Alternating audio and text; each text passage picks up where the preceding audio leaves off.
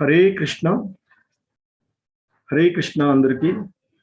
So 18 రోజులలో భగవద్గీత అవగాహనము అనేటువంటి కార్యక్రమానికి ఇస్కాన్ మంగళూరు వారి తరపున మీ అందరికీ స్వాగతం తెలియజేస్తూ ఉన్నాము. ఈరోజు మనము 12వ రోజులో ఉన్నాము. గత 11 రోజులుగా రోజుకొక అధ్యాయం చొప్పున భగవద్గీతలోని 11 అధ్యాయాలను అవగాహన చేసుకోవడానికి ప్రయత్నం చేశాము. సో ఈరోజు 12వ అధ్యాయం అయినటువంటి భక్తి యోగమును మనము చూడబోతూ ఉన్నాము. ఇక ఒక్కసారి నిన్న చూసినటువంటి ఆ 11వ అధ్యాయమైనటువంటి విశ్వరూప సందర్శన యోగము లేదా విశ్వరూపము అనేటువంటి ఆ యోగాన్ని చూస్తే ఆ అధ్యాయంలో అంతకుముందు హరే కృష్ణ మాతాజీ, సౌండ్ వస్తుందా మాతాజీ? వస్తుంది ప్రభుజీ, బాగానే వస్తుంది. ఓకే.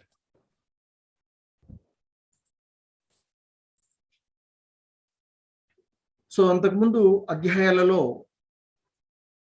ఆ రహస్యమైనటువంటి జ్ఞానము, భగవద్ విజ్ఞానాన్ని, ఆ తర్వాత భగవత్ ప్రాప్తి, ఆ తర్వాత పరమగుహ్య జ్ఞానము అంటూ ఆ అంశాలను వివరించిన తర్వాత ఇక అర్జునుడు ఆ 10వ అధ్యాయంలో ఆయన వివరించినటువంటి ఆయన యొక్క విభూతులను, భగవద్ విభూతులను విన్న తర్వాత, అంటే ఆ భగవంతుని యొక్క వైభవాలన్నీ కూడా విన్న తర్వాత అర్జునుడు ఇక నిన్నటి అధ్యాయమైనటువంటి 11వ అధ్యాయంలో, ఓ పురుషోత్తమ, ఓ పరమేశ్వర, నేను ఇక్కడ నా ముందు నిలుచుని ఉన్నటువంటి, అంటే నీ అసలు రూపం చూస్తూ ఉన్నప్పటికీ నీవు ఇంకా ఈ విశ్వమంతా ఎలా వ్యాపించి ఉన్నావో ఆ యొక్క విశ్వరూపాన్ని నేను దర్శించదలుచుకున్నాను. దయచేసి ఆ విశ్వరూపాన్ని నాకు చూపుమని అర్జునుడు కృష్ణ భగవానుల వారిని ప్రార్థించడం జరుగుతుంది. సో దానికి ఆయన అంగీకరించినటువంటి ఆ భగవంతుడు సాధారణమైనటువంటి ఈ చక్షువులతో, అంటే కన్నులతో ఆ రూపము చూడడము కష్టమవుతుంది కనుక అర్జునుడికి దివ్య దృష్టిని ప్రసాదించడము, అప్పుడు అర్జునుడు భగవంతుని యొక్క విశ్వరూపాన్ని దర్శించడం జరుగుతుంది. అంటే ఆ విశ్వరూపంలో అర్జునుడు అనేక ముఖాలతోనూ నేత్రాలతోనూ అద్భుతమైనటువంటి దృశ్యాలు, దివ్య ఆభరణాలతోనూ, అలాగే ఎక్కుపెట్టినటువంటి దివ్య ఆయుధాలతోనూ, దివ్య పుష్పమాలలతోనూ, ఇంకా దేదీప్యమానంగా దివ్య గంధాలతో మహా ఆశ్చర్యకరంగా విశ్వతోముఖంగా విరజిల్లుతూ ఉన్నటువంటి ఆ దేవదేవుని యొక్క విశ్వరూపాన్ని దర్శించడం జరిగింది. అలాగే ఆ విశ్వరూపంలో ఉన్నటువంటి అనేక దేవతా సమూహాలను, రాక్షస గణాలను, సిద్ధ సంఘాలను అందరినీ కూడా అందులో చూడడం జరిగింది. అలాగే ఆ భగవంతుని యొక్క ఆ రూపంలో ఎక్కడ ప్రారంభమైంది, ఎక్కడ మధ్యం ఉన్నది, ఎక్కడ అంతమైంది అనేటువంటి విషయాలను కూడా ఆయన చూడలేకుండా, అంటే అంతటి మహోన్నతంగా వ్యాపించి ఉన్నటువంటి విశ్వతోముఖంగా విరజిల్లుతూ ఉన్నటువంటి ఆ విశ్వరూపాన్ని అర్జునుడు దర్శించడం జరిగింది. అలాగే అటువంటి ఆ తాత్కాలిక ప్రదర్శనమైనటువంటి ఆ విశ్వరూపాన్ని అంతకుముందు ఎవరూ చూడలేదు అని, ఆ రూపాన్ని చూసిన తర్వాత అర్జునుడు పులకించి ఆ అనంత రూపుడైనటువంటి ఆ విశ్వరూపుడిని మళ్ళా ఆయన వేడుకుంటాడు. ఓ దేవదేవ, ఓ జగత్పతే, ఓ అనంత రూప, సూర్యుని వలె ప్రజ్వలించుతున్నటువంటి నీ అనంత రూపము నాకు చూడడానికి శక్యంగా లేదు. అంటే నేను చూసి మొదట ఆనందించాను, అదే సమయంలో నేను విస్మయానికి గురవుతూ ఉన్నాను, భయానికి గురవుతూ ఉన్నాను అని ఆయన్ని, నీ యొక్క అనంత రూపాన్ని ఇంకా నేను చూడలేకుండా ఉన్నాను కనుక నీ యొక్క సాధారణ రూపాన్ని నాకు దర్శనమిచ్చి నన్ను అంటే అనుగ్రహించవలసిందిగా అంటూ ఆ అర్జునుడు వేడుకోవడం జరుగుతూ ఉంటుంది. సో అప్పుడు ఆయన ఇక ఆ అర్జున్ని కరుణించి తన యొక్క విశ్వరూపాన్ని ఉపసంహరించుకొని ఆ ఇక మొదటగా ఆ చతుర్భుజ నారాయణుడి రూపంలోను, ఆ తర్వాత ద్విభుజ శ్యామసుందర కృష్ణ రూపంలోను అర్జునుడికి దర్శనమివ్వడం జరుగుతుంది. తద్వారా ఆ భయకంపితుడు అయినటువంటి అర్జునుడు ఓదార్చబడ్డాడు అని చెప్తూ ఉంటుంటారు. సో ఆ విధంగా ఆ విశ్వరూప దర్శనము నిన్నటి అధ్యాయంలో మనము చూడడం జరిగింది. ఇక ఆ అధ్యాయంలో మనం ముఖ్యంగా సారాంశంగా చూసినట్లయితే ఆ తాత్కాలిక ప్రదర్శనమైనటువంటి విశ్వరూపము సమస్తాన్ని మింగివేసేటువంటి ఆ కాలరూపము, చతుర్భుజ విష్ణు రూపము అన్నీ కూడా ఆ శ్రీకృష్ణుడి చేతనే ప్రదర్శించబడ్డాయి. అంటే ఆ కృష్ణ భగవానుల వారే అన్ని రూపాలకు మూలము అనేటువంటి అంశాన్ని నిన్నటి అధ్యాయం ద్వారా మనము తెలుసుకోవడం జరిగింది. సో ఆ విధంగా ఆ విశ్వరూప సందర్శన యోగాన్ని నిన్న మనము చూడడం, అవగాహన చేసుకోవడానికి ప్రయత్నం చేశాము. ఇక ఈరోజు 12వ అధ్యాయమైనటువంటి భక్తి యోగము అనేటువంటి అధ్యాయాన్ని చూద్దాము. హరే కృష్ణ.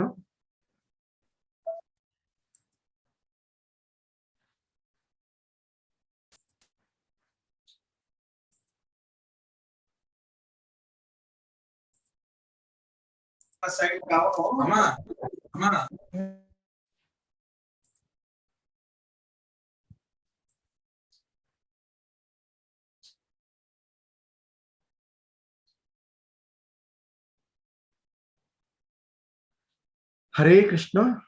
సో 18 రోజులలో భగవద్గీత అవగాహనము అనేటువంటి కార్యక్రమంలో 12వ అధ్యాయము భక్తి యోగము అనేటువంటి అధ్యాయాన్ని ఈరోజు మనము చూడబోతూ ఉన్నాము.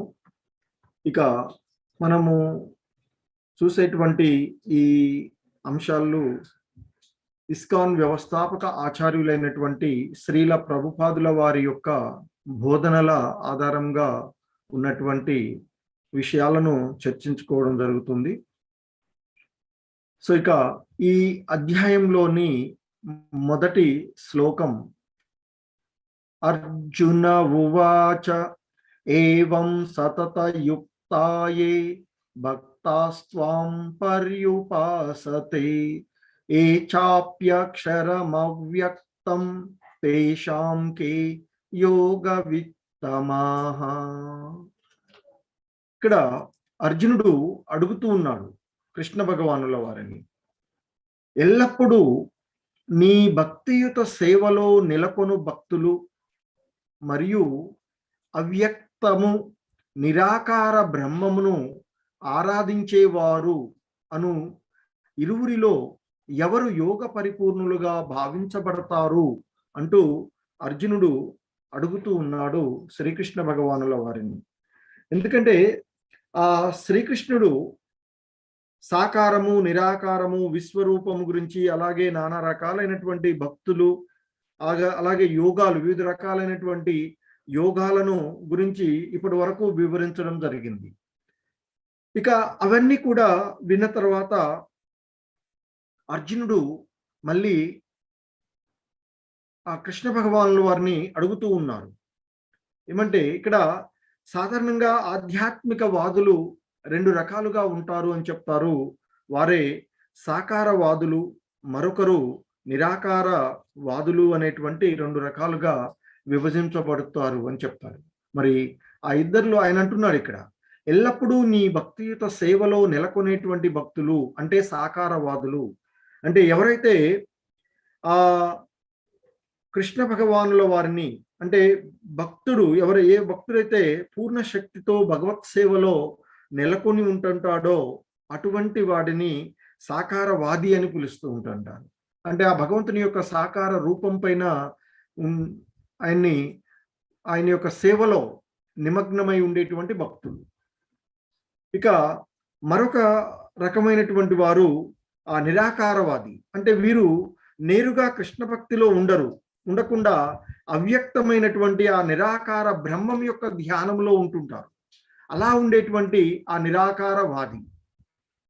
మరి ఈ విధంగా ఎల్లప్పుడూ ఆయన యొక్క భక్తి సేవలో నెలకొనేటువంటి సాకారవాది, అలాగే అలా నేరుగా భక్తియుత సేవలో పాల్గొనకుండా అవ్యక్తమైనటువంటి ఆ నిరాకార బ్రహ్మం యొక్క ధ్యానంలో ఉండేటువంటి ఆ ఇద్దరిలో ఎవరు యోగ పరిపూర్ణులుగా భావించబడతారు అంటూ అర్జునుడు కృష్ణ భగవానుల వారిని అడగడం జరుగుతుంది ఇక్కడ.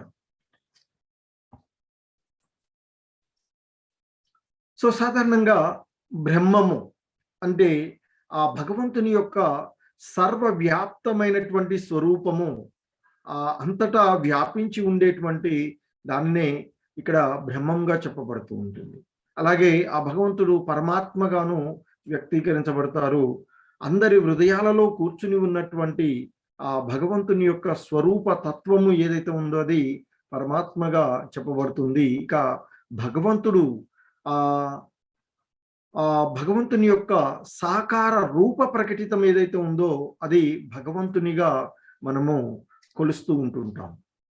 సో ఈ విధంగా ఆ భగవంతుడు బ్రహ్మము అంటే సర్వవ్యాప్తకంగా వ్యాపించి ఉండేటువంటి రూపము, అలాగే అందరి హృదయాలలో ఉండేటువంటి రూపంలోను, అలాగే ఒక సాకార రూపము ప్రకటితమైనటువంటి ఒక సాకారమైనటువంటి రూపంలో ప్రకటితమయ్యేటువంటి గాను ఆ భగవంతుడు వ్యక్తీకరించబడుతూ ఉంటాడు. అంటే బ్రహ్మంగాను, పరమాత్మగాను, భగవంతుడుగాను ఆయన ఉంటారు. సో ఇక అర్జునుడు అడిగినటువంటి ఆ మొదటి శ్లోకంలోని ఆయన అడిగినటువంటి ఆ ప్రశ్నకు భగవంతుడు ఇక్కడ సమాధానం చెప్తూ ఉన్నారు. శ్రీ భగవానువాచ మయ్యావేశ్య మనో ఏ మాం నిత్యయుక్తా ఉపాసతే శ్రద్ధయా పరయోపేతాస్తే మే యుక్తతమా మతాః. సో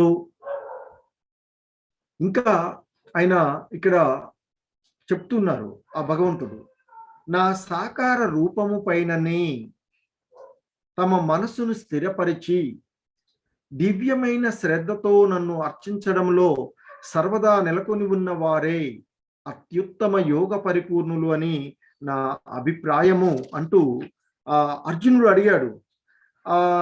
నీ యొక్క సాకార రూపంని కొలిచేటువంటి అర్చించేటువంటి ఆ భక్తులు అంటే సాకారవాదులు, అలాగే అవ్యక్తమైనటువంటి ఆ నిరాకార బ్రహ్మాన్ని ధ్యానించేటువంటి వారిద్దరిలో ఎవరు యోగ పరిపూర్ణులుగా భావించబడతారు అని అడిగినటువంటి ఆ ప్రశ్నకు ఇక్కడ కృష్ణ భగవానులు వారు స్పష్టంగా చెప్తూ ఉన్నారు.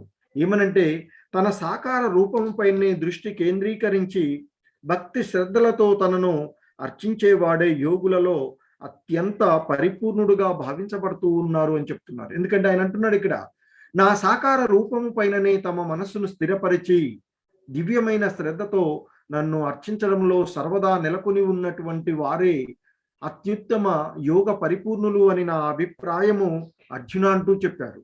కాబట్టి భగవంతుని యొక్క సాకార రూపంపైనే దృష్టిని కేంద్రీకరించి భక్తి శ్రద్ధలతో ఆ భగవంతుణ్ణి అర్చించేవాడే యోగంలో అత్యంత పరిపూర్ణుడుగా భావించబడతాడు అని చెప్తున్నారు. మరి అటువంటి కృష్ణ భక్తి భావనలో ఉన్నటువంటి వానికి సమస్తము కృష్ణుని కొరకే చేయబడేటువంటిది కారణంగా ఈ భౌతికమైనటువంటి కలాపాలు ఏవి కూడా సాకారవాదికి ఉండవు అని చెప్తూ ఉంటుంటారు. ఇంకా ఆయన చెప్తున్నారు, ఏ త్వక్షరమనిర్దేశ్య మవ్యక్తం పర్యుపాసతే సర్వత్ర గమచింత్యం చ కూటస్థమచలం ధ్రువం సన్నియమేంద్రియ గ్రామం సర్వత్ర సమబుద్ధయః తే ప్రాప్నువంతి మామేవ సర్వభూతహితే రతాః. ఇంకా ఆయన చెప్తున్నారు, ఆయన అక్కడ ఇంతకుముందు చెప్పినటువంటి శ్లోకంలో ఆయన ఏమన్నారు, తన యొక్క సాకార రూపంని పైనే దృష్టిని కేంద్రీకరించి భక్తి శ్రద్ధలతో ఆయనని అర్చించేవారు యోగ పరిపూర్ణులుగా భావించబడతారు అని చెప్పారు. చెప్పి మరలా అంటున్నారు, కానీ ఎవరైతే ఇంద్రియ అతీతముగాను అలాగే సర్వ వ్యాపకము, ఊహాతీతము, మార్పు లేని, కదలని, స్థిరమైన, వ్యక్తీకరించబడని అంటే ఆ పరతత్వ నిరాకార భావనను పూర్తిగా ఆరాధించేవారు, ఎవరైతే ఆ విధంగా అంటే ఆ నిరాకారవాదంలో ఉన్నటువంటి వారు సమస్త ఇంద్రియములను నియంత్రించడము ద్వారా వారు వారి యొక్క ఇంద్రియాలను నియంత్రించి అందరి పట్ల సమభావాన్ని కలిగి ఉండి అందరి సంక్షేమంలో నిమగ్నమై చివరికి వారు కూడా భగవంతుణ్ణి చేరుకుంటారు అంటూ చెప్తూ ఉన్నారు. అంటే ఇక్కడ ఆయన నేరుగా అడిగినటువంటి ప్రశ్నకి ఆయన చెప్పినటువంటి సమాధానము ఆ సాకార రూపంపైనే తన మనసును స్థిరపరిచి మహోన్నతమైనటువంటి దివ్యమైనటువంటి శ్రద్ధతో ఆయనని అర్చించేవారు యోగ పరిపూర్ణులు అని చెప్పారు. చెప్పి ఇంకా చెప్తున్నారు, అలాగే నిరాకారవాదులు కూడా ఆ పరతత్వ నిరాకార భావనను పూర్తిగా ఆరాధించేటువంటి వారు ఎవరైతే ఉన్నారో వారు తమ యొక్క సమస్త ఇంద్రియాలన్నింటినీ కూడా నియంత్రించుకొని అలాగే జీవులందరి పట్ల సమత్వ భావనను కలిగి ఉండి ఆ జీవుల యొక్క క్షేమం కోసం నిమగ్నమై ఉన్నట్లయితే వారు కూడా చివరికి నన్నే చేరుకుంటారు అర్జున అంటూ ఆ నిరాకారవాదులు కూడా ఆ భగవంతుడంటే చేరుకునేటువంటి అవకాశము ఉన్నది అనేటువంటి అంశాన్ని ఆయన ఇక్కడ తెలియచేయడం జరిగింది. కాకపోతే ఇక్కడ ఆ నిరాకార విధానము ఆ భగవంతునిపై మనసును స్థిరీకరించడము, అందరి అంటే ఇక్కడ ఇంద్రియాలన్నింటినీ కూడా నియంత్రించుకొని ఉండడము, అది సాధారణంగా మనము ప్రయత్నం చేసినా నాట్ షూర్ అని చెప్తారు. అంటే అది ఖచ్చితంగా మనం దానిలో పరిపూర్ణతను సాధించగలమో లేదో కూడా తెలియదు అని చెప్తూ ఉంటుంటారు. ఎందుకంటే ఈ నిరాకార విధానము, ధ్యాన విధానము ఏదైతే ఉందో అది కష్టంతో కూడుకున్నటువంటి విధానం. ఇంకా చెప్తున్నారు ఆయన, క్లేశోదికత రస్తేషాం అవ్యక్తాసక్తసేతసాం అవ్యక్తా హి గతిర్దుఃఖం దేహవద్విరవాప్యతే. సో ఇంకా ఆయన చెప్తున్నారు, పరమ పురుషుని అవ్యక్త నిరాకార తత్వము పట్ల మనసు ఆసక్తమైన వారికి పురోగతి చాలా కష్టంతో కూడి ఉంటుంది. ఆ విధానంలో పురోగతి సాధించడము దేహదారులకు ఎల్లప్పుడూ కష్టమే అర్జున అంటూ చెప్తున్నారు.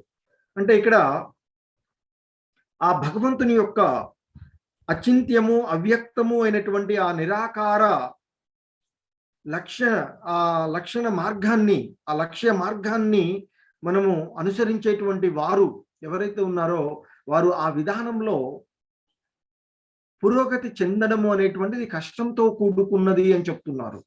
సో అంతకుముందు మనకు ధ్యాన యోగంలో కూడా భగవంతుడు చెప్పడం జరిగింది. సో ఈ ధ్యాన యోగము చాలా కష్టంతో కూడుకున్నటువంటిది కనుక దీనికంటే భక్తి యోగం ద్వారా చాలా సరళమైనటువంటి విధానాన్ని సూచించడం జరిగింది. సో మరలా ఇక్కడ ఆయన అదే చెప్తున్నారు, ఆ సాకారం యోగ పరిపూర్ణము అని చెప్పారు, అలాగే నిరాకారం కూడా భగవంతుడిని చేరేటువంటి మార్గాలలో ఒకటిగా చెప్పారు. కానీ మరి ఆ నిరాకార విధానంలో మానవుడు నిమగ్నమై ఉన్నట్లయితే, ఆ మార్గంలో ఉన్నట్లయితే అటువంటి ఆ యోగులు దానిలో అంటే ఆ యోగ విధానంలో, ఆ ధ్యాన విధానంలో పురోభివృద్ధి చెందడము అనేటువంటిది కష్టంతో కూడుకున్నటువంటిది. దేహదారులకు, ఈ దేహాన్ని ధరించినటువంటి వారికి అది ఎప్పుడూ కూడా కష్టంగానే ఉంటుంది. ఎందుకంటే ఇంద్రియాలను, మనసును నియంత్రించి అనేక యోగాభ్యాసాల ద్వారా ఆ నిరాకార విధానంలో భగవంతుని చేరుకునేటువంటి అవకాశం ఉంటుంది. సో కాబట్టి అది కష్టమైనటువంటి మార్గంగానే ఆ భగవంతుడు సూచిస్తూ ఉన్నారు. ఇంకా ఆయన చెప్తూ ఉన్నారు, ఏతు సర్వాణి కర్మాణి మయి సన్యస్య మత్పరాః పరః అనన్యేనైవ యోగేన మాం ధ్యాయంత ఉపాసతే తేషామహం సముద్ధర్త మృత్యు సంసార సాగరాత్ భవామి న చిరాత్ పార్థ మయ్యావేశిత సేతసాం. సో ఇంకా ఆయన చెప్తున్నారు, కానీ ఓ పార్థ, కార్యకలాపాలన్నింటినీ నాకు అప్పగించి విచలనం లేకుండా అంకిత భావముతో భక్తి సేవలో నిమగ్నమై మనసును స్థిరపరచుకుని ఎల్లప్పుడూ నన్ను ధ్యానిస్తూ ఆరాధించే వారికి నేను జన్మ మృత్యు సాగరము నుండి శీఘ్రమే రక్షించేవాడిని అవుతాను అంటూ ఆ భగవంతుడు చెప్తున్నారు. అంటే ఇక్కడ భక్తులు ఆ భగవంతుని చేత శీఘ్రమే సంసార సాగరము నుండి ఉద్ధరించబడతారు అని చెప్తున్నారు. అంటే ఎవరైతే భక్తులు ఆయన్ని ధ్యానిస్తూ ఉంటూ ఆయన యొక్క భక్తియుత సేవలో నిమగ్నమై ఉంటారో మరి అటువంటి పరమ భాగ్యవంతులు అని చెప్తారు వారు. ఎందుకంటే అలాంటి వారిని, అంటే వారి యొక్క కార్యకలాపాలన్నింటినీ కూడా భగవంతునికి అర్పించి ఎటువంటి విచలనం లేకుండా అంకిత భావంతో భక్తియుత సేవలో నిమగ్నమై మనసును స్థిరపరచుకుని ఆ భగవంతుణ్ణి ధ్యానించేటువంటి వారిని ఆ జన్మ మృత్యు సాగరము నుండి, అంటే ఈ సంసార సాగరము నుండి, ఈ భవబంధనాల నుండి వారిని అందరినీ కూడా శీఘ్రమే నేను రక్షిస్తాను అని చెప్తున్నారు. అంటే ఆ భగవంతుడు మహోన్నతమైనటువంటి వాడు, భక్త వత్సలుడు. అందుకే తన యొక్క భక్తులందరినీ కూడా ఆయనపై భక్తియుత సేవలో నిమగ్నమైనటువంటి వారిని ఈ భవబంధనాల నుండి కాపాడుతాను అంటూ ఆయనే చెప్తూ ఉన్నారు. అంటే ఇక్కడ ఇంత ముందుగా చెప్పినట్లుగా కూడా ఈ భక్తియుత సేవ ద్వారానే ఆ దేవదేవుడు అందరికీ అంటే ఆ భక్తులకు అర్థమవుతాడు. అంతేకాని మరి యొక్క ఇతర ఏ మార్గం ద్వారా కూడా ఆ భగవంతుడు అంత సులువుగా అర్థమవుడు అని చెప్తారు. సో ఆ విధంగా అర్థం చేసుకున్నటువంటి వారు, భక్తియుత సేవలో నిమగ్నమైనటువంటి వారు ఆ భగవంతుని యథార్థంగా దర్శిస్తారు. యథార్థంగా దర్శించినటువంటి వారు ఆ భగవంతుని పైనే మనసును స్థిరీకరించి ఎల్లప్పుడూ ఆయన యొక్క ధ్యాసలోనే ఉండడం జరుగుతూ ఉంటుంది. తద్వారా అటువంటి వారు ఈ భవబంధనాల నుండి రక్షించబడతారు. అంటే ఈ జనన మరణాలకు అతీతంగా ఉండేటువంటి ఆ భగవంతుని యొక్క దివ్య ధామాన్ని వారు చేరుకుంటారు అని తెలియచేస్తూ ఉన్నారు. సో ఇంకా ఆయన ఇక్కడ మనకి తెలుపుతున్నారు, ఇక్కడ ఆ భగవంతుని యొక్క భక్తి, ఆయన యొక్క భక్తితో సేవలో నెలకొనేటువంటి వారిలో మరి వివిధ రకాలైనటువంటి భక్తి విధానాలను ఆయన ఇక్కడ మనకి తెలియచేస్తూ ఉన్నారు. మయ్యేవ మన ఆదత్స్వ మయి బుద్ధిం నివేశయ నివశిష్యసి మయ్యేవ అత ఊర్ధ్వం న సంశయః. సో ఆయన ఇక్కడ చెప్తూ ఉన్నారు, దేవాది దేవుడనైనా నాపైనే మనసును స్థిరపరచు, నీ బుద్ధినంతా నా కొరకే ఉపయోగించు, ఆ విధంగా నీవు నిస్సందేహంగా నాలోనే ఎల్లప్పుడూ నివసిస్తావు అంటూ ఆ భగవంతుడు ఇక్కడ ఆయన తెలియచేస్తున్నారు. అంటే ఎవరైతే ఆ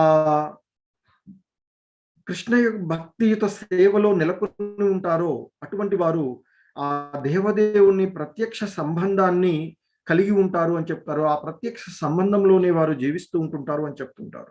సో మరి అందుకే ఆయన ఇక్కడ చెప్తున్నారు, ఆ దేవదేవుడైనటువంటి భగవంతునిపైనే మనసును స్థిరపరిచి ఆ బుద్ధినంతా కూడా భగవంతుని కొరకు ఉపయోగించి ఉన్నట్లయితే అటువంటి సాధన ద్వారా వారు ఎప్పుడు కూడా ఎప్పుడు భగవంతునిలోనే ఉంటారు అని చెప్తూ ఉన్నారు. అంటే ఆ భక్తితో సేవలోనే నెలకొంటారు. ప్రతిదీ కూడా ఆ భగవంతుని సంబంధంలోనే చూస్తుంటారు. వారు ఏ పని చేస్తున్నా, ఏ విషయాలలో వారు ఉన్నా, ఎవరితోనైనా మాట్లాడుతూ ఉన్నా, కృష్ణ అంటూ అందరిని సంబోధించడము, వారు ఏదైనా చేస్తూ ఉన్నా, ఏ పని చేస్తూ ఉన్నా ఆ భగవత్ సంబంధంలోనే వారు నెలకొని ఉంటారు. ఎప్పుడైతే ఆ మనస్సంతా కూడా భగవంతునిపైనే స్థిరీకరించబడినప్పుడు, సో అటువంటి భక్తి ఏదైతే ఉందో అది అనన్య భక్తి అని చెప్పబడుతుంది అని చెప్తున్నారు.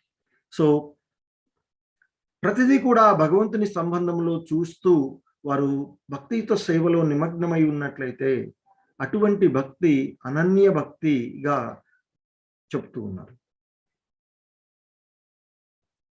సో ఇక మరొక రకమైన అంటే ఆ అనన్య భక్తితో పాటు ఇంకా ఉండేటువంటి భక్తి విధానాలను ఇక్కడ తెలియచేస్తున్నారు. అత చిత్తం సమాదాతుం న శక్నోసి మయి స్థిరం అభ్యాస యోగేన తతో మామిచ్చాప్తుం ధనంజయ.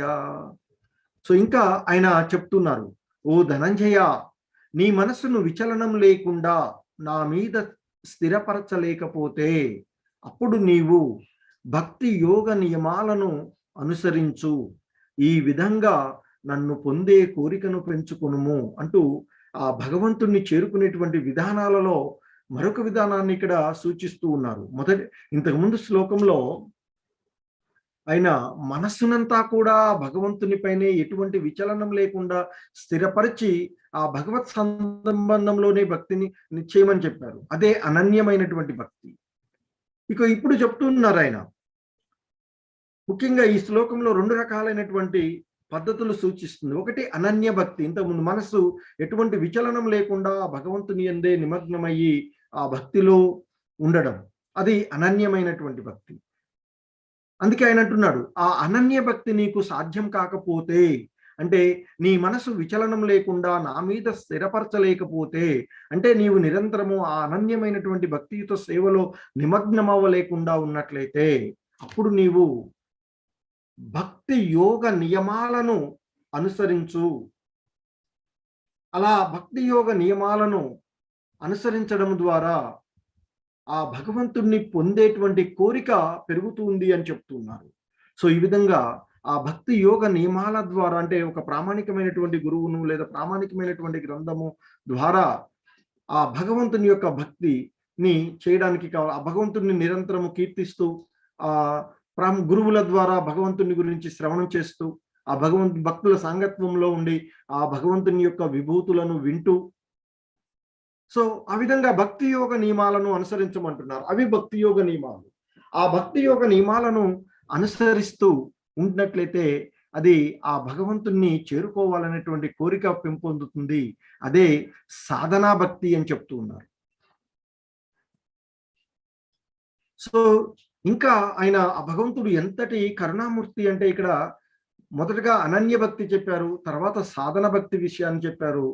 అది కూడా సాధ్యం కాకపోతే ఇంకా ఆయన మరొక భక్తి మార్గాన్ని మనకి తెలియచేస్తూ ఉన్నారు. నిష్కామ కర్మ. అభ్యాసేప్య సమర్థోసి మత్కర్మ పరమో భవ మదర్థమపి కర్మాని కుర్వన్ సిద్ధిమవాప్స్యసి. ఆయన చెప్తున్నారు, భక్తి యోగ నియమాలను కూడా నీవు అభ్యాసం చేయలేకపోతే, సో మొదట అనన్య భక్తి, ఎటువంటి విచలనం లేకుండా మనస్సును ఆయనపైన నిమగ్నం చేయమన్నారు. అది సాధ్యం కాకపోతే ఆ భక్తి యోగ నియమాలను ఆచరిస్తూ ఉండమన్నారు. తద్వారా భగవంతుని చేరేటువంటి కోరిక పెరుగుతుందని చెప్పారు. ఇప్పుడు ఇంకా చెప్తున్నారు ఆయన, ఆ భక్తి యోగ నియమాలను కూడా నీవు అభ్యాసం చేయలేకపోయినట్లయితే, అంటే ఆ భగవంతుని గురించి శ్రవణం చేయడము, ఆ భగవంతుడిని కీర్తించడము, భక్తుల సాంగత్యంలో ఉండి ఆ భగవంతుని యొక్క విభూతులు వినుకుంటూ కొన్ని నియమాలను పాటిస్తూ ఆ భక్తి సేవలో పాల్గొనేటువంటి కూడా నీవు చేయలేకపోయినట్లయితే, ఎందుకంటే అక్కడ కుటుంబ పరిస్థితులలో కానీ లేకపోతే సాంఘికంగా తనకున్నటువంటి చుట్టుపక్కల ఉన్నటువంటి పరిస్థితుల వల్ల వారు ఒక్కొక్కసారి ఆ సాధన నియమాలను పాటించేటువంటి అవకాశం కష్టమవుతుంది.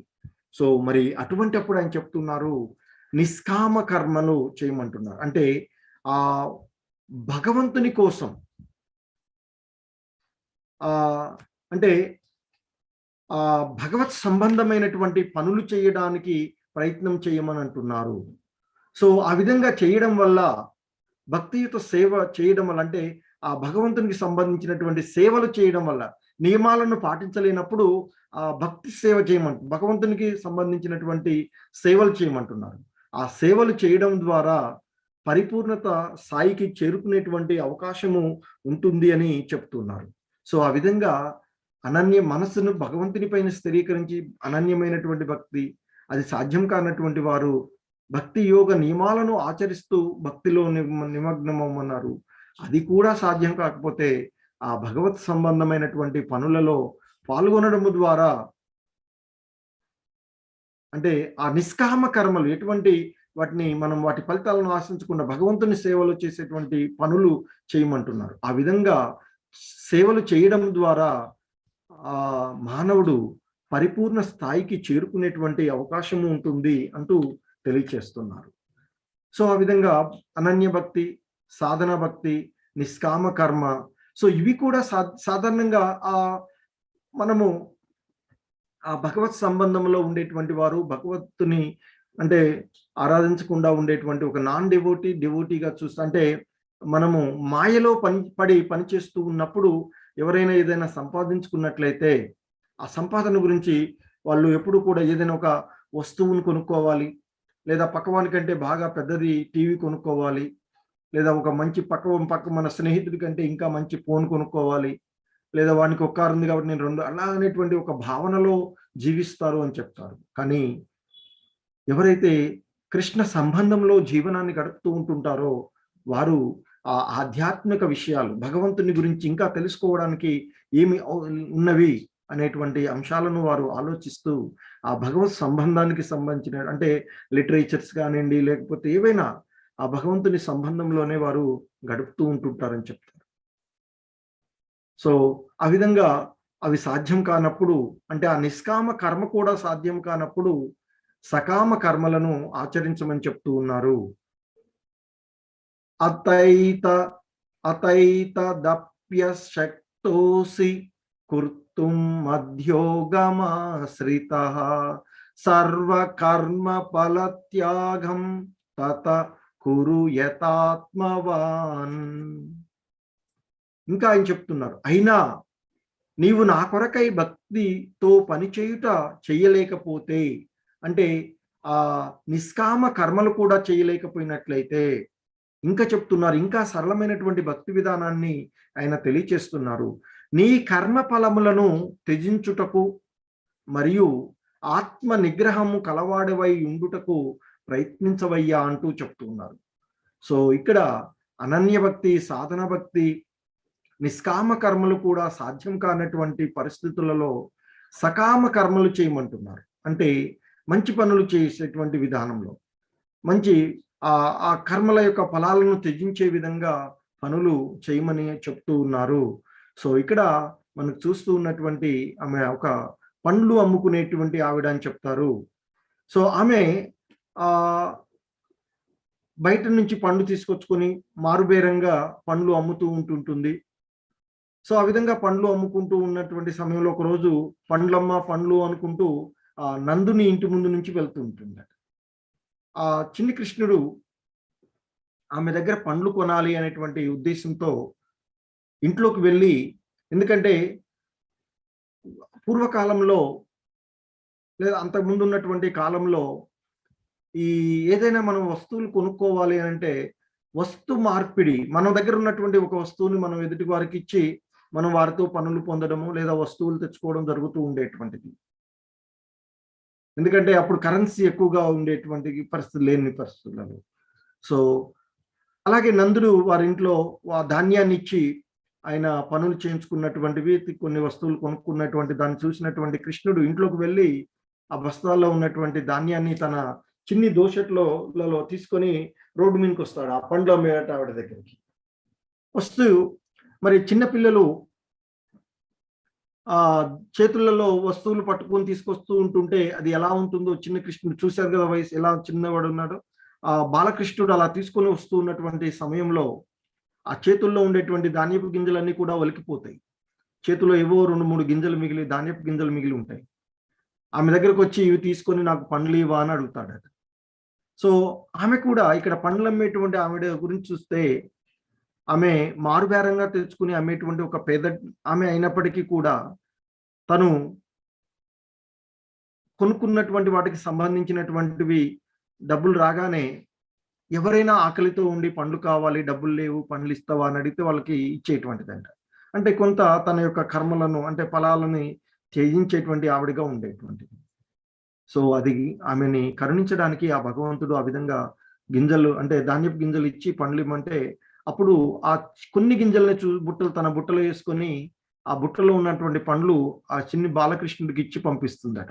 ఇచ్చి తను ఆమె బుట్ట తీసుకొని వెళ్ళి ఇంటికి వెళ్తుంది. మరుసటి రోజు మళ్ళా ఏం చేయాలి, వెళ్ళి మార్కెట్కి వెళ్ళి బుట్టలో కూరగాయ పండ్లు తెచ్చుకోవాలి, మళ్ళీ అమ్ముకోవాలి కదా. ఆ విధంగా చూద్దామని వెళ్తే దాంట్లో ఆ వజ్ర వైరూడ్యాలు ఆ గింజల ధాన్యపు గింజల స్థానాల్లో వజ్ర వైరూడ్యాలు బంగారంతో పాటు ఉన్నవి అని చెప్తారు. అంటే ఆ భగవంతుడు ఆమె యొక్క ఆ సకామ కర్మలకు మెచ్చి ఆమెను కరుణించి ఆమెని అనుగ్రహించడం జరిగింది అని చెప్తారు.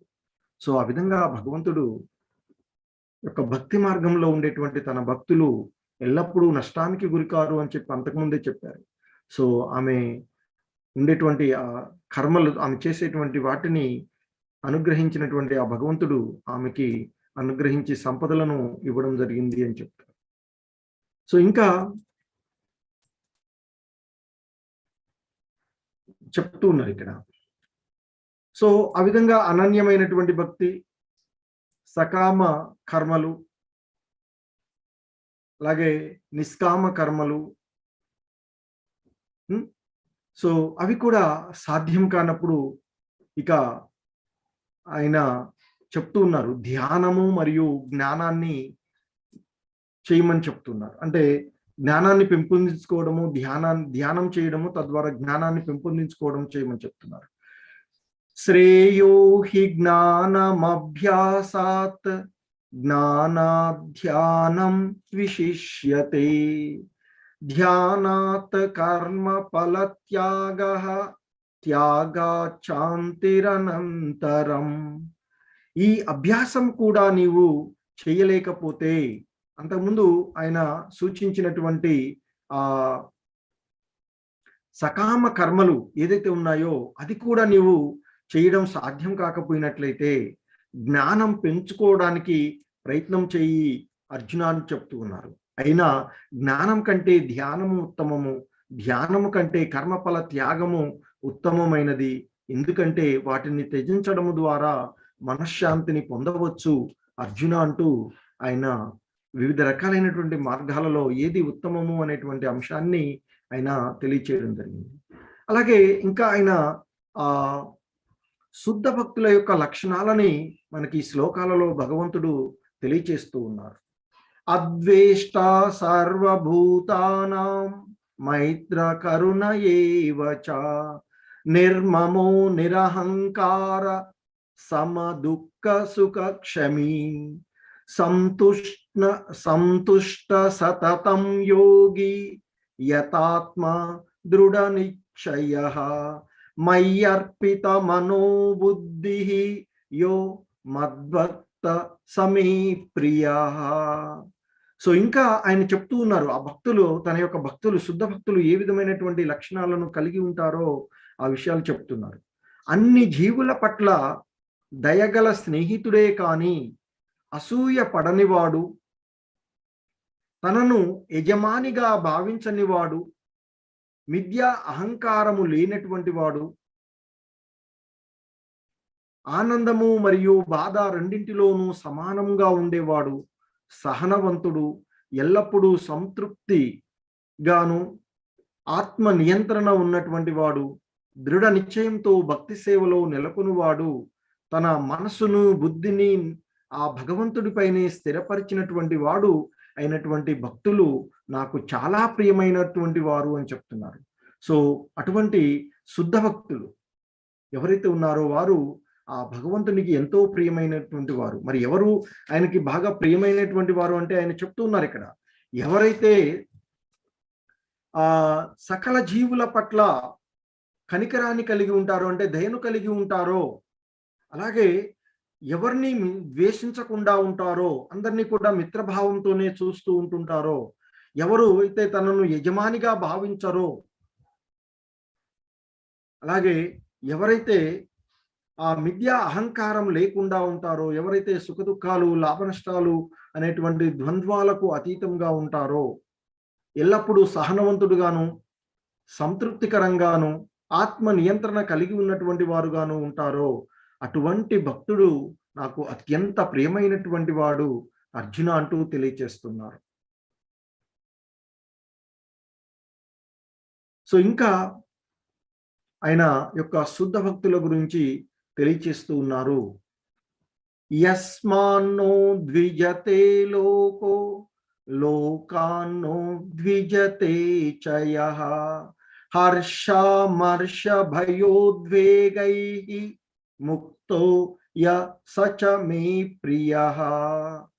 సో ఇంకా ఆయన చెప్తూ ఉన్నారు, ఏ ఒక్కరిని బాధ పెట్టని వాడు, ఎవ్వరి చేత ఉద్వేగంనకు గురి కాని వాడు, సుఖాల్లో బాధల్లో ఒకేలా ఉంటూ భయము ఆందోళన రహితంగా ఉన్నటువంటి నా భక్తుడు నాకు చాలా ప్రియమైన వాడు అంటూ ఆ శుద్ధ భక్తుల యొక్క లక్షణాలు, ఎటువంటి భక్తులు అంటే ఆ భగవంతుడికి ప్రియమైన వారుగా ఉంటారో, ఎటువంటి భక్తులు అంటే ఎటువంటి భక్తిని ప్రదర్శించేటువంటి వారు ఆయనకి ప్రియమైనటువంటి వారుగా ఉంటారో ఆయన తెలియచేస్తూ ఉన్నారు.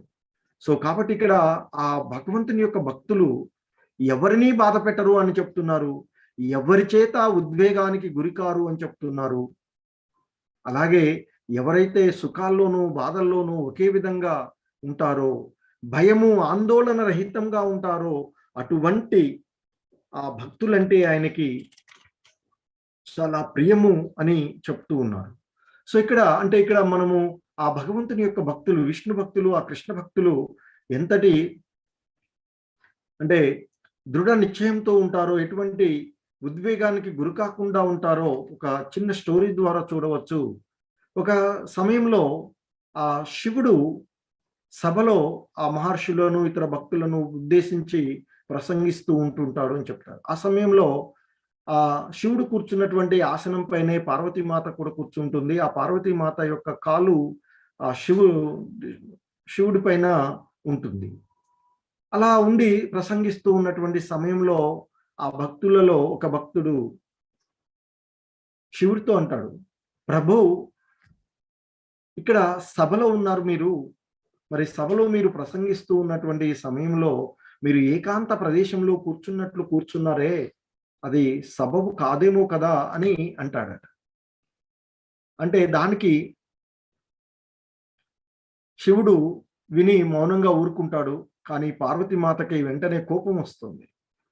వచ్చి, నీవు శివుడిని ప్రశ్నించేటువంటి గొప్పవాడివయ్యావా, నీలో అహంకారం పెరిగింది, నీ అహంకారానికి ఫలితంగా నీవు రాక్షసుడివై భూలోకంలో జన్మించు అని ఆయన్ని పంపించేస్తుందట. అంటే అక్కడ శపిస్తుంది. సో దానికి ఆ భక్తుడు, మాత, నేను శివుడిని ఆ విధంగా అనడం తప్పే, నన్ను క్షమించండి, మీరు ఇచ్చినట్లుగా ఆ శాపాన్ని నేను స్వీకరిస్తున్నాను, మీ ఆజ్ఞ ప్రకారం ఆ శాపాన్ని నేను స్వీకరించి నెక్స్ట్ ఆ రాక్షస జన్మ నేను తీసుకుంటాను అని సమాధానం ఇస్తాడట. అప్పుడు శివుడు అంటాడు, చూసావా పార్వతి, ఆ విష్ణు భక్తులు ఎంతటి దృఢ నిశ్చయంతో ఉంటారో, ఎలా ఉద్వేగానికి గురి కాకుండా ఉంటారో అనే దానికి ఆయన ఉదాహరణగా, అందుకే మౌనంగా ఉన్నాడు శివుడు అని చెప్తారు. ఆ విధంగా ఆ విష్ణు భక్తుల యొక్క లక్షణాన్ని ఇక్కడ వ్యక్తీకరించబడింది అని చెప్తారు. ఇంకా ఆయన యొక్క భక్తులకి ఎంత ఇదిగా ఉంటారు. ఇక్కడ ఈ బిల్వమంగళుడు అనేటువంటి సూరదాస్ అనేటువంటి ఇక్కడ ఈయన లాలాశుకుడు అనేటువంటి పేరు కూడా ఈయనకు ఉంటుంది. సో ఈయన ఎంతటి భక్తుడు అంటే ఆయన యొక్క అంటే ఈయనకి అందుడుగా ఉండి ఆయన భగవంతుని చేరుకొని అక్కడికి వెళ్ళి ఆ బృందావనానికి వెళ్ళి అక్కడ ఆ భగవంతుడిని ధ్యాసలో ఉండమని ఆయన యొక్క ప్రియురాలు చెప్తే, అందమైనటువంటి ప్రియురాలు ఆమె చెప్తే, ఆమె మాట ప్రకారం అక్కడికి వెళ్తుంటే మధ్యలో తనకి వేరేటువంటి కోరిక కలిగితే నా భక్తికి కోరిక అడ్డు ఉంటుంది కదా అని తన కళ్ళు తీసేసుకొని తను పోవడానికి ఇబ్బంది పడుతుంటే ఆ బాలకృష్ణుడే వచ్చి తనకి బృందావనానికి చేరుస్తాను అని చెప్పి తీసుకెళ్తూ గోపాలకుడుగా వచ్చి ఆయనకి అనేకమైనటువంటి కృష్ణ కథలు చెప్తారు అని చెప్తారు. ఆ కథలు విని ఆయన వాటిని గేయాల రూపంలో, అంటే ఆయనకి ఆ కృష్ణన్ని నిరంతరం కీర్తనల రూపంలో చేశారు అని చెప్తారు. ఆ కీర్తనలలో కూడా ఆయన కృష్ణుడు విని బాగుంది అన్న వాటినే ఆయన ఉంచారు అని చెప్తారట. సో అటువంటి ఆయన యొక్క భక్తుల కోసం ఆ భగవంతుడు ఎల్లప్పుడూ కూడా వారి దగ్గరే ఉండడం జరుగుతూ ఉంటుంది. వారిలోనే నేను నాతో వారు నివసిస్తారు అన్నారు కదా అంతకుముందు మనకి. సో ఇక్కడ ఈయనతోనే ఉండిపోవడం జరిగింది అని చెప్తారు. ఆయన సో ఇక్కడ ఆయన చెప్తున్నారు, సాధారణ కార్యకలాపాలను ఆశ్రయించని వాడు, పవిత్రుడు, దక్షత కలవాడు, ఉదాసీనుడు, కలతలు లేకుండా మరియు అన్ని వ్యవహారాలలో స్వార్థ చింతన లేకుండా ఉన్న అటువంటి నా భక్తుడు నాకు చాలా ప్రియమైన వాడు అని చెప్తారు. సో ఈ సూర్యదాసు అనేటువంటి అంధభక్తుడి యొక్క ఆ కీర్తనలు ఆ భగవంతుడు వింటూ ఉండేవారు అని చెప్తారు. సో ఆ విధంగా ఆ భక్తుల కోసం ఆయన, అంటే ఎవరైతే నిరంతరం కూడా ఆయన్ని ధ్యాసలో ఉండి ఇక ఆ ఎటువంటి కలతలు చెందకుండా అన్ని వ్యవహారాలలో స్వార్థ చింతనలు లేకుండా ఉండేటువంటి ఆ భక్తులు ఆ భగవంతుడికి ఎంతో ప్రియమైనటువంటి వారు అని చెప్తున్నారు. సో వారితోనే ఆయన కలిసి ఉండడం జరుగుతూ ఉంటుంది అని చెప్తూ ఉంటుంటారు. సో ఇంకా ఆయన చెప్తూ ఉన్నారు, యో న హృష్యతి న ద్వేష్టి న శోషతి న కాంక్షతి శుభాశుభ పరిత్యాగి భక్తి మాన్య సమే ప్రియ. సో ఇంకా ఆయన చెప్తున్నారు, ఎవరైతే లౌకిక సుఖాల పట్ల ఆనందించకుండా, ప్రాపంచిక కష్టాల పట్ల బాధపడకుండా, నష్టం జరిగినా బాధపడని వాడు, లాభం కోసం ప్రాకులాడని వాడు, శుభ అశుభ పనులు రెండింటినీ త్యజించువాడు, భక్తితో నిండి ఉన్నవాడు నాకు చాలా ప్రియమైన వాడు అంటూ ఈ భక్తి యోగంలో ఆయన వివిధ రకాలైనటువంటి భక్తి విధానాలను, అలాగే మరి ఎటువంటి భక్తులు ఆయనకి ప్రియమైన వారుగా ఉంటారు, సో మరి ఆ శుద్ధ భక్తులు ఏ లక్షణాలను కలిగి ఉంటారు అనేటువంటి అంశాలను ఆయన తెలియచేస్తూ ఉన్నారు. సో ఈ శ్లోకంలో ఆయన చెప్తూ ఉన్నారు, ఎవరైతే లౌకిక సుఖాల పట్ల ఆనందించకుండా, ప్రాపంచిక కష్టాల పట్ల బాధపడకుండా, నష్టం జరిగినా బాధపడని వాడు,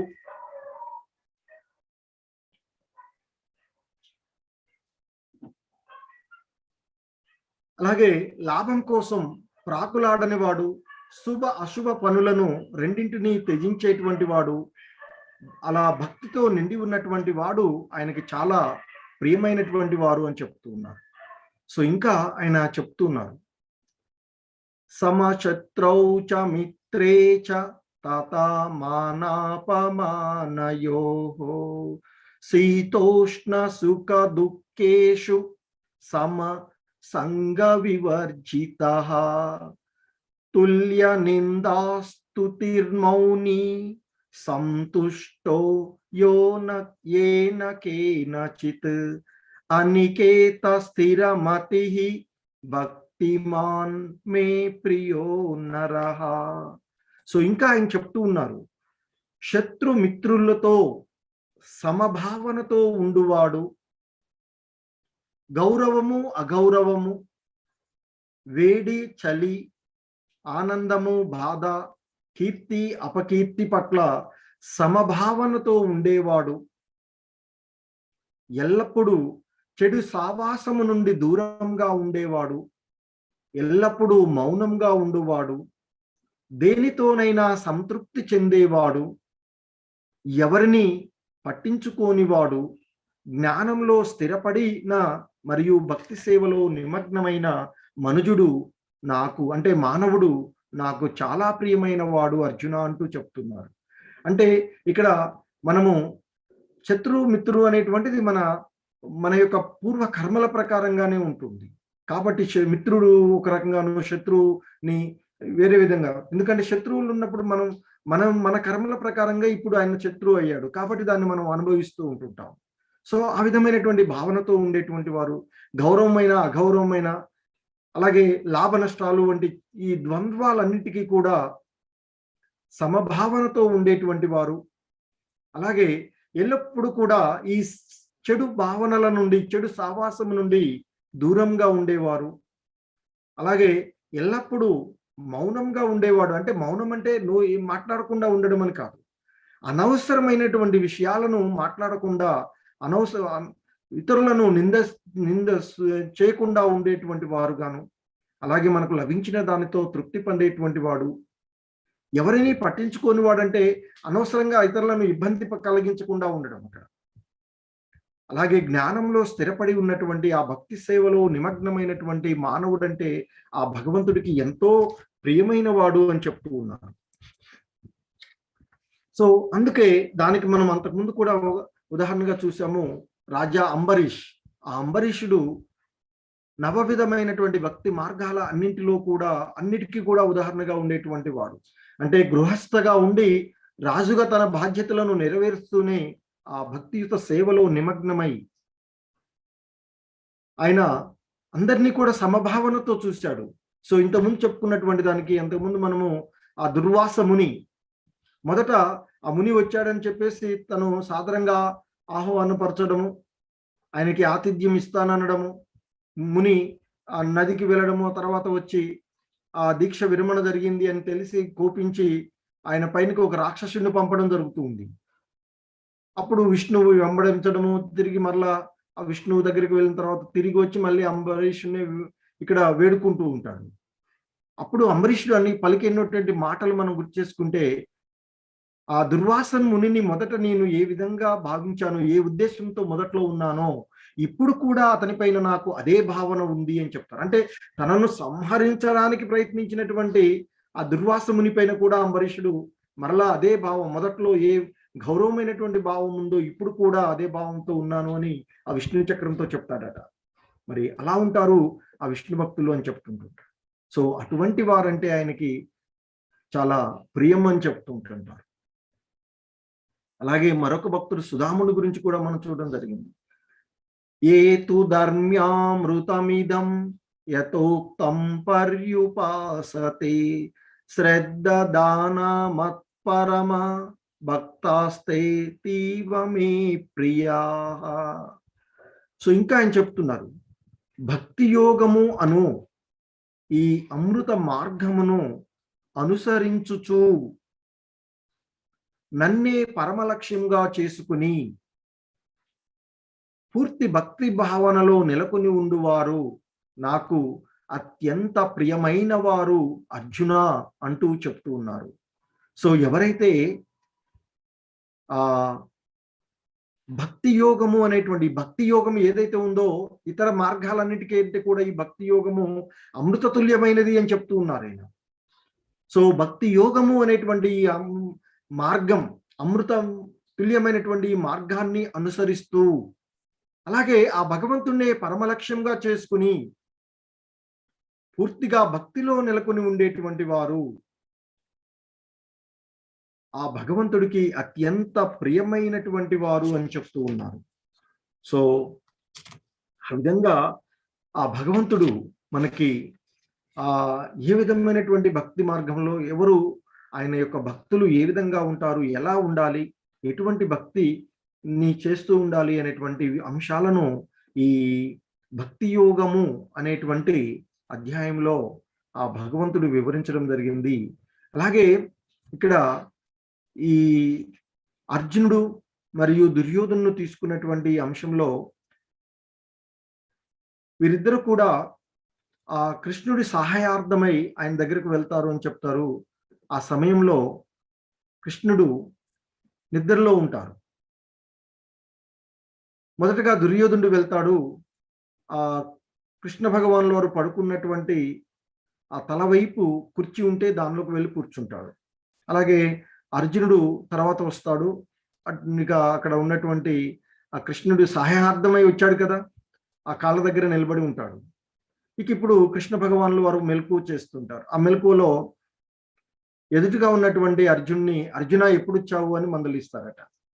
అంటే ఆ పలకరిస్తే దుర్యోధనుడు అంటాడు వెంటనే, కృష్ణ నేను ముందు వచ్చాను కాబట్టి ముందు మీరు నాతో మాట ఇవ్వాలి, మాట్లాడాలి అని అంటే, అప్పుడు కృష్ణ భగవానుల వారు అర్జునుడిని నేను ముందు చూశాను అందుకే ఆయన పలకరించాను అని అంటే, సరే ఎందుకు వచ్చారు మీరిద్దరు అని అంటే, నీ యొక్క సహాయం కోసం వచ్చాము ఈ యుద్ధంలో అని అంటే, అప్పుడు కృష్ణ భగవానుల వారు అంటారట, my army will be on one side and I will be on the other side and I won't fight అని చెప్తారు.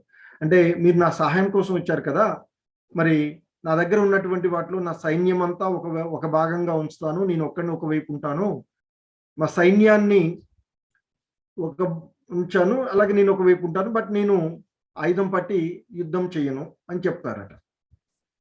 అయినా ముందుగా నేను చూసినటువంటిది అర్జునుడు కనుక ఆ అర్జునుడికి అవకాశం ఇస్తాను అంటే, ఇక అర్జునుడికి అవకాశం ఇస్తే అర్జునుడు అడుగుతాడు అప్పుడు కృష్ణ భగవానుల వారిని, we want you my lord not your army అని అంటాడట. ఓ దేవా మీరు ఒక్కళ్ళు చాలు మాకు, మీ ఆర్మీ నాకు వద్దని అర్జునుడు అంటాడు.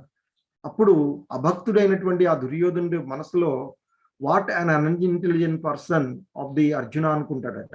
అర్జునుడు ఎంత మూర్ఖుడు, మంచి అవకాశం వచ్చింది, సైన్యాన్ని తీసుకోమని అర్జునుడు తీసుకునేటువంటి అవకాశం ఉంది, కానీ అర్జునుడు తీసుకోలేడు.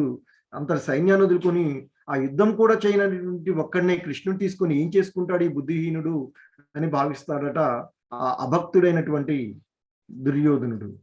సో వాస్తవానికి ఆ భగవంతుడు తప్ప, అంటే శుద్ధ భక్తులు అనేటువంటి వారు ఆ భగవంతుడిని తప్ప మరేది కూడా కోరుకోరు. అది ఇక్కడ మనము అర్జునుడి ద్వారా, అర్జునుడు శుద్ధ భక్తుడు.